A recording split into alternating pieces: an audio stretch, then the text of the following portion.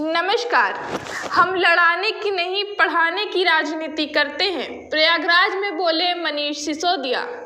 समाचार विस्तार से। उत्तर प्रदेश के विधानसभा चुनाव में मतदाताओं को रिझाने बुधवार को आम आदमी पार्टी के नेता और दिल्ली के डिप्टी सीएम मनीष सिसोदिया प्रयागराज पहुंचे। वह अलग अलग कई कार्यक्रमों में शामिल हुए। इस मौके पर उन्होंने कहा कि आम आदमी पार्टी जाति धर्म के नाम पर लड़ाने नहीं बल्कि बच्चों को पढ़ाने की राजनीति करती है।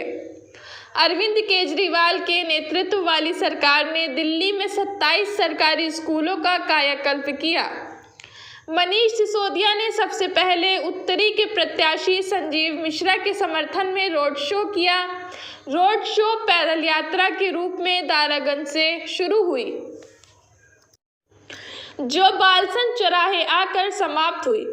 इस अवसर पर मनीष सिसोदिया ने कहा कि दिल्ली में आम आदमी पार्टी की सरकार ने 27 सरकारी स्कूलों में निजी शैक्षणिक संस्थाओं की सुविधा लागू की, बिजली का बिल जीरो किया, 10 लाख लोगों को नौकरियां दी। इसी क्रम में उन्होंने शहर दक्षिणी के प्रत्याशी डॉक्टर अल्ताफ अहमद के समर्थन में अरैल में एक जनसभा की।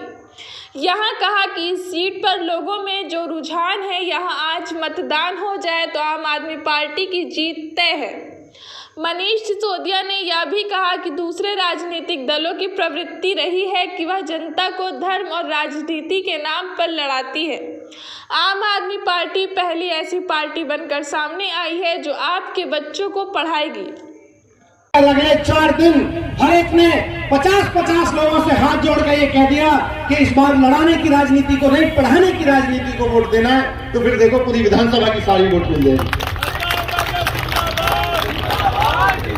आज इस देश में, आज हमारे देश में हालत ये हो गई है कि एक तरफ डॉक्टर अल्ताफ, संजय सिंह, अरविंद केजरीवाल जी है जो राजनीति करके कहते हैं हमें वोट दे दो, हम आपके बच्चों के लिए स्कूल बनवाएंगे, अस्पताल बनवाएंगे, आपके बिजली के बिल जीरो करेंगे। तो नरेंद्र मोदी जी खड़े होकर कहते हैं ये तो आतंकवादी है। दिल्ली का चुनाव लड़ते हैं तो कहते हैं नक्सली है। पंजाब का चुनाव लड़ने पहुंच जाते हैं, बोलते हैं आतंकवादी है। आतंकवादी कौन है मुझे बताना? जो आपके बच्चों को पढ़ाता है या आपके बच्चों के स्कूल खराब करता है, कौन आतंकवादी है? जो बच्चों के स्कूल खराब करता है, जो बच्चों के स्कूल बंद कराता है, जो बच्चों को पढ़ाई से दूर करता है, असली आतंकवादी वो है। हमारे घर में लोग बीमार पड़े हो और हमें मजबूर करता हो कि अब जाके अपने बाप का इलाज किसी प्राइवेट अस्पताल में करा दो, अगर जिंदा रखना है, तो वो असली आतंकवादी है। आतंकवादी वो होता है, नक्सली वो होता है। मैं आप सबसे ये कहने आया कि इस चुनाव में कमर कस लीजिए। पहले विकल्प नहीं था, इस बार आपके पास विकल्प है। दिल्ली में करके दिखाया है और ऐसे नहीं कह रहा कोई और आएगा कहेगा जी हम भी स्कूल बनवा देंगे, हमको वोट दे दो। उससे पूछ लेना, बीजेपी वाले आए तो कहना अगले पिछले 5 साल आपकी सरकार थी, और सपा वाले आए तो उनसे पूछ लेना भाई उससे पहले 5 साल आपकी भी सरकार थी, तब क्यों नहीं बनवाए? अभी अरविंद केजरीवाल जी आ गए चुनाव लड़ने तो स्कूल आ गए, याद आ गए। डॉक्टर अल्ताफ चुनाव लड़ने आ गए तो स्कूल याद आ गए। और असली चीज खेल क्या है?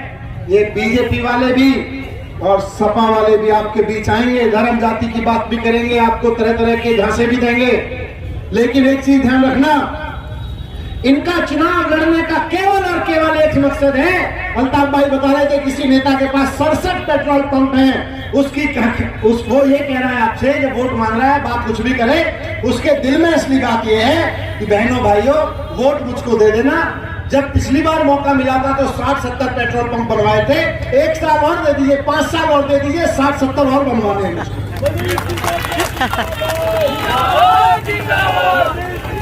वो आपके बीच में आपके बच्चों के स्कूल बनवाने नहीं आ रहा, वो इसलिए आ रहा है कि आपके बच्चों के स्कूल का पैसा चोरी करके ले जाए और 60 की जगह 120 पेट्रोल पंप बनवा ले अगले 5 साल में, वो इसलिए आ रहा है।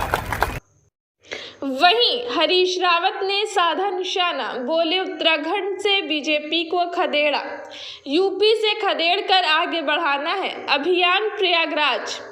उत्तराखंड के पूर्व सीएम बुधवार को संगम नगरी पहुंचे। हरीश रावत ने जी में 5 राज्यों के चुनाव में कांग्रेस पार्टी सरकार बनाने जा रही है। उन्होंने केंद्र और यूपी की योगी सरकार पर निशाना साधते हुए कहा कि उत्तराखंड के यमुनोत्री और गंगोत्री से बीजेपी को खदेड़ चुकी है। यूपी समेत जहां जहां चुनाव हो रहे हैं, जनता ने उन्हें वहां से भी खदेड़ देगी। भाजपा को हटाने का काम किया है। हरीश रावत बुधवार का मतदान हो रहा है, किस रूप में देखते हैं? कांग्रेस कहाँ खड़ी है? दशक से यूपी में कांग्रेस नहीं है। ये दुष्प्रचार है और हम इस दुष्प्रचार को कांग्रेस के शौर्य और पराक्रम के लिए चुनौती मानते हैं और सारे कांग्रेसजन बहुत निष्ठा से और बहुत शक्ति के साथ चुनाव प्रचार में लगे हुए हैं। अपने इस प्रतिज्ञा पत्र के साथ हम जनता के दरबार में हैं और हमें पूरा भरोसा है कि हमारे पास स्पष्ट नेतृत्व है, शालीन नेतृत्व है, एक सुघड़ नेतृत्व है। हमारे पास अपनी एक पूरी पुरानी ऐतिहासिक परंपरा है, उसका नेतृत्व है और साथ साथ जो है हमारे पास एक आर्थिक दृष्टिकोण है, लोक कल्याण का दृष्टिकोण है। कृषि को कैसे रिवाइव किया जा सकता है, इकोनॉमी को कैसे रिवाइव किया जा सकता है, रोजगार संवर्धन कैसे हो सकता है, इन सब बातों का विजन है और मुझे पूरा विश्वास है कि लोग हमको आशीर्वाद देंगे। और मैं एक बात कहना चाहता हूँ कि इस दुष्प्रचार के जवाब में कहना चाहता हूँ, 1980 में लोग कहते थे कांग्रेस कहीं पर खड़ी नहीं, और मगर जब इंदिरा लाओ देश बचाओ का नारा गूंजा तो गांव-गांव गूंजा और कांग्रेस सत्ता में वापस आई। और आज प्रियंका लाओ का नारा भी उत्तर प्रदेश के हर व्यक्ति की जवान में है और लोग उत्तर प्रदेश का कल्याण देख रहे हैं उनमें और देश का कल्याण राहुल गांधी में देख रहे हैं। और मुझे पूरा भरोसा है उत्तर प्रदेश इस मामले में लीड लेगा और कांग्रेस को बहुत अच्छा सपोर्ट मिलेगा। अब रहा सवाल दूसरे राजनीतिक दल, जिस तरीके से राजनीतिक शालीनता को, शिष्टाचार को, राजनीतिक संस्कृति को अलग रख करके बातचीत हो रही है, बड़े बड़े पदों पर आसीन लोग जिस तरीके की भाषा का उपयोग कर रहे हैं, मैं उसकी निंदा करता हूं और मैं समझता हूं ऐसे लोग जो राजनीतिक शिष्टाचार नहीं बरत सकते हैं तो वो राजनीतिक इंस्टीट्यूशंस की और विशेष तौर पर संवैधानिक लोकतंत्र की रक्षा करने काबिल नहीं है। इसलिए उत्तर प्रदेश को चाहिए कि वो चाहे भोगी लोग हों या जोगी लोग हों, इनको लॉक स्टॉक बैरल रिजेक्ट करें और कर्मवीर कांग्रेस को आगे लाएं।